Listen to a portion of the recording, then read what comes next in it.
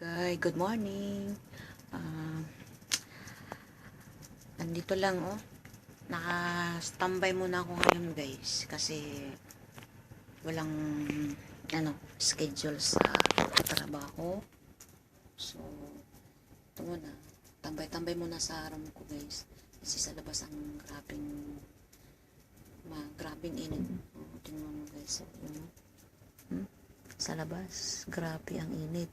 Siguro kung maglagay ka dyan ng yung lagay ka ng yung mantika at saka magluto ka ng itlog, siguro 1 minute maluluto na yan.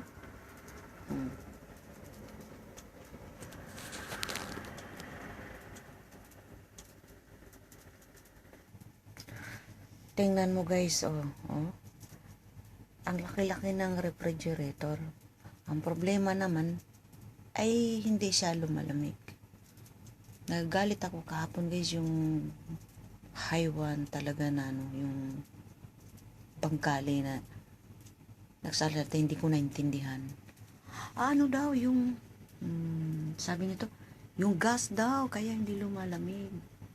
Tapos sabi pa niya, bayaran ko daw yung niya, yung taxi niya. Sabi ko, kahilo? Kasalanan ko ba yung nasira yan? 7 days yung warranty. Dapat sa inyo yung expenses dyan. Nainis talaga ako sa mga bullshit talaga. Mukhang pera. Buti na lang kung ganun, bumili na lang sana ako ng bago kung sa ganyan na lang sira. Lahat ng pagkain ko dyan sa loob. Tingnan mo, guys, Tingnan mo, guys. Tingnan mo, guys. Sa ilalim mo. Tingnan mo sa ilalim, guys. Wala, sisira na lang yung ko, yung nasa ilalim. Tingnan mo naman. Dito, kahapon yung mga yung mga isda ko diyan. Wala. Talaga nilabas ko na lang doon, guys. Alam mo, buti doon sabi ko doon sa yung plat holder namin na ilagay muna yung isda doon kasi nasisira na, guys. Talagang na-high blood ako ba? Nakakainis talaga, guys. Ito pa yung ko dito. Pinagtiisan ko nga na masikip na lang. Tingnan mo, bumper to bumper na lang yung gamit ko. Kasi nga, papinasok ka siya dito. Kahit na naman, masikip, at least merong yan na lang. Nakakainis talaga, guys. Sana ngayon, sabi niya sa akin, babalik ako 5 o'clock kasi magdala ako ng gas. Sabi ko, siguraduhin mo ngayong araw na to or bukas, maayos mo yan. Kasi yung pagkain na binili ko masisira din. Dagdag pa yun sa nawala sa akin na pera. Instead nagtitipid ako, guys. Akala ko ay mayroon akong rep at safety na yung ko. Talaga, nakainis. Mahirap talaga, guys. Kung may pera lang sana, guys, maganda na lang sana yung yung bago. Kaso lang, hindi tayo pwede. Mahal naman 60 KD yun. Yung wansa. Ganyan. 60 KD to 50 KD. So, nabili ko lang yan ng 25 KD. Akala ko kasi okay na.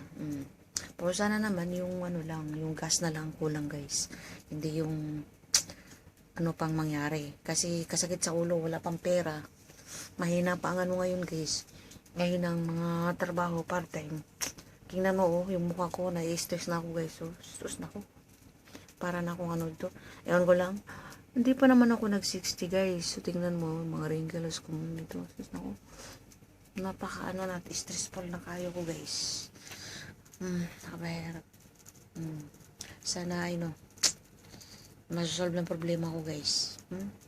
Okay, guys, thank you for watching for me. And, paki na lang,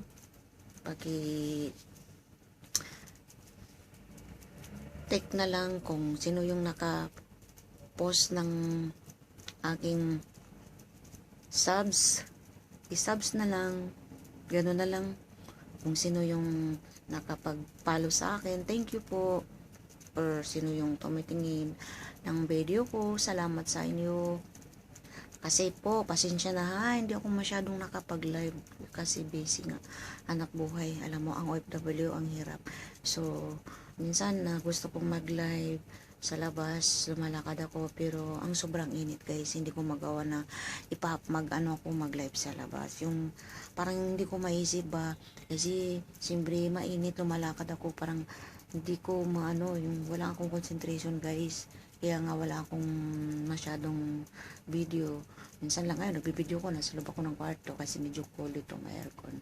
Kaya nga, minsanan lang. Thank you po kung merong ano sa akin yung uh, iba yung tumitingnan ng video ko. Say thank you sa inyo. Thank you my guys.